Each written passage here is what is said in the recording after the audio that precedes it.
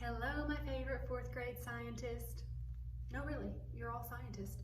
Did you know that today you are going to create your own science experiment? Well, it's true.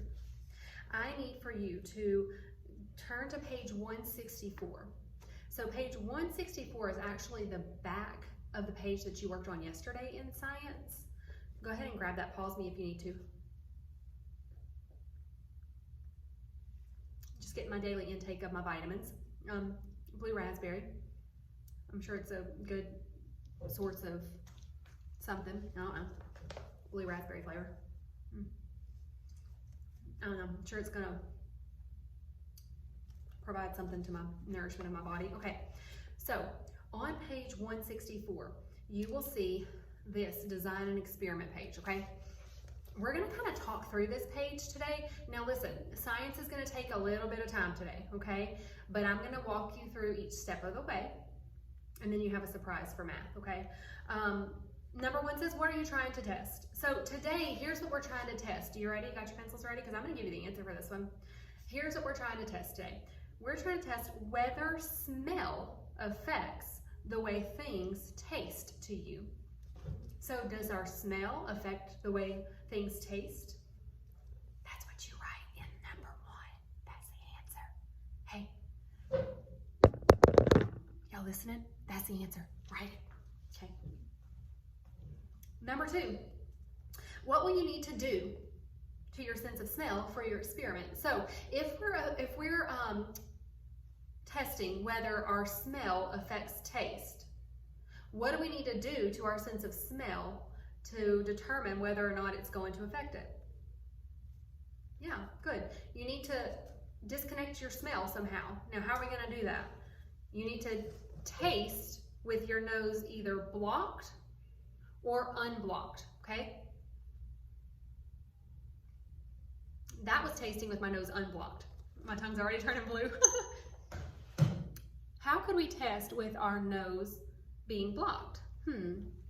Let's see here. What do I have over here that could possibly help me? Block my nose, therefore blocking my sense of smell. Oh, this works lovely. Perfect. Okay, I can no longer smell. So this blocks my sense of smell, and I can conduct my experiment on taste. Right? Oh. So, if you don't have a handy mustache hanging around, what else could you use to block your sense of smell? You could use a clothespin. Yeah, that's true. Could you just use your fingers? Sure. You could just use your fingers, plug your nose while you taste. It says, how will you do that? If that's the method that you're going to use, you're just going to pinch your nose while you're tasting. That's it. Number three, will information from your other senses affect your experiment?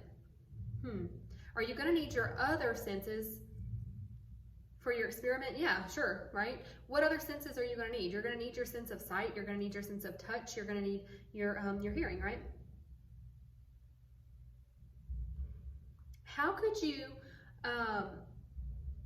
control the information from your other senses? You could either use earplugs, you could wear a blindfold if you needed to, you could pick up foods with a utensil if that's going to affect your experiment. Number five says, what kinds of food will give you the best results? So let's think through this. What types of foods would give you the best results? It says either foods with strong smells or foods with mild smells. So I want you to think through that one, answer that one. And then it says why. So do you think a strong smelling food would affect your experiment more, or do you think a mild, one that doesn't smell a whole lot? So I'm thinking things like strong smells are like pizza, right? Or peppers, or something with strong smells like that. Or mild smells would be things like maybe animal crackers. Those don't have a lot of smell, right? Maybe bread, toast, right? Those kinds of things. Number six, which 4 foods will you test? So you're going to get to choose 4 foods. Number 7, what tools are you going to need? Will you use to get the food into your mouth? Because it doesn't want you to use your sense of touch, okay? Number 8, what is the first thing that you're going to do to start your experiment?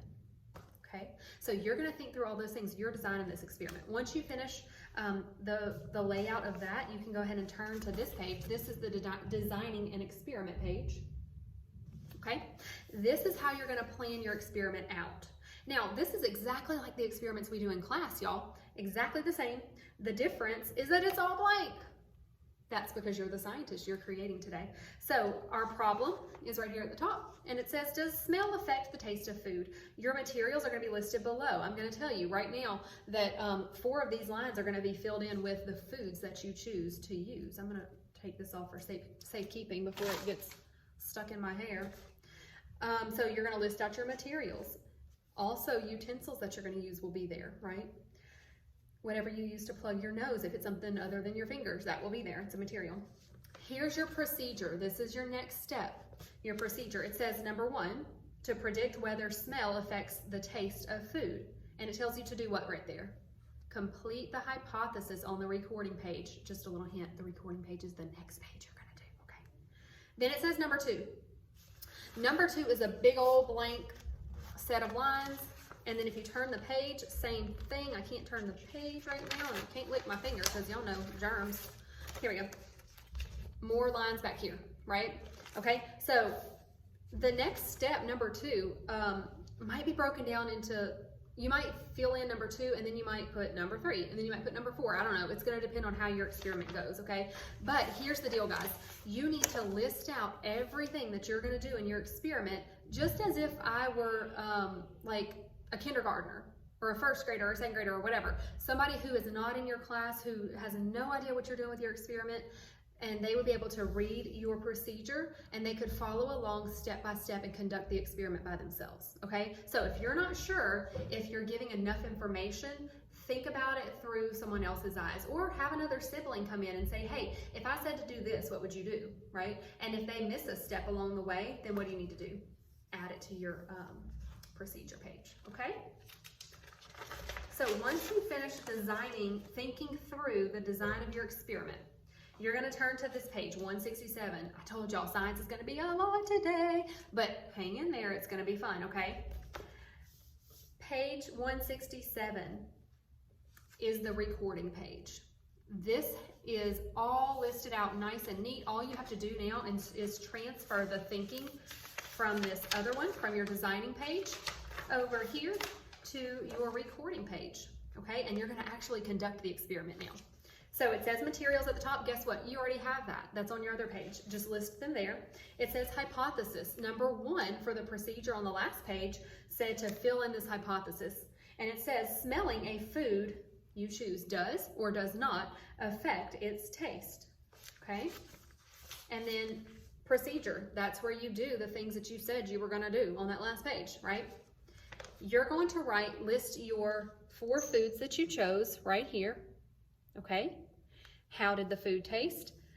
And then could you identify the food by just its taste? Yes or no? Okay? You're going to do the procedure part of your experiment and fill in the information there. Right? On the back are your conclusions. Just as we always do, we reflect on the experiment that we did and we fill in our conclusions on the back. So you're going to take care of that as well.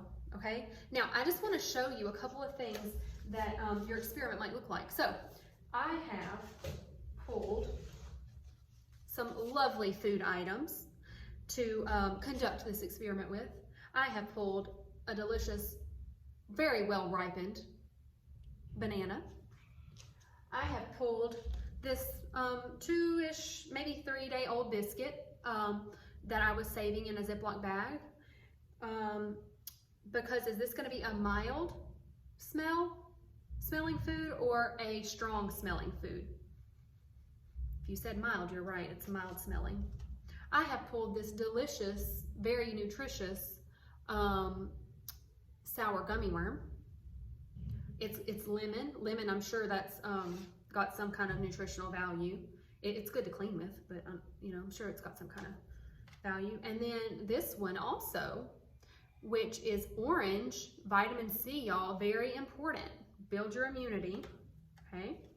And then I also have these Skittles because they're all different flavors, and I wondered if I would be able to distinguish between the flavors if I had my eyes closed and sampled those, okay? So for my procedure, I might say, okay, here's what I'm using to plug my nose. Hey, and if y'all feel like sending me a video of your procedure, oop, not that, that's a unibrow. That's what's gonna happen to lots of us after this corona situation. If y'all feel like sending me a video of your procedure and of your experiment, I would love to see your beautiful faces.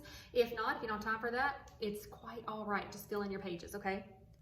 You don't have to do that, but I just love to see your faces.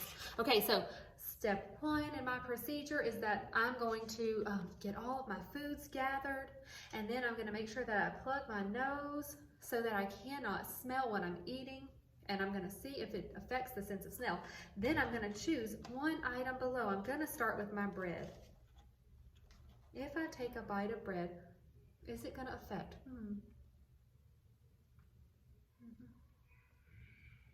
That's a delicious 4-day-old biscuit, yeah.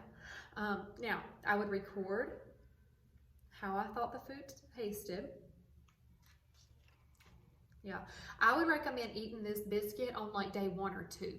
4-ish is like, wait, it's too much, y'all. Okay, and so then I would record that and how I felt about that situation, and then I would go to the next. Look, ooh, vitamin C, woo. Okay, then I would record how that tastes, right? Okay, and so on. Now, and then when I finished my experiment, I would go ahead and do the conclusions on the back, right? Okay? But I would go, of course, I would go through all of my different foods, right? Sample each one, okay? As always, guys, if you have questions, please let me know. Also, make sure you get mom or dad's permission for all the foods that you're sampling. Don't be doing something crazy that, you know, they're not gonna let you do. Oh, and I almost forgot to mention, can we also do different drinks? Sure. This could be foods that you chew, or it could be drinks that you take in, because they both have different tastes, right? So whatever works best for y'all, talk to mom and dad about it.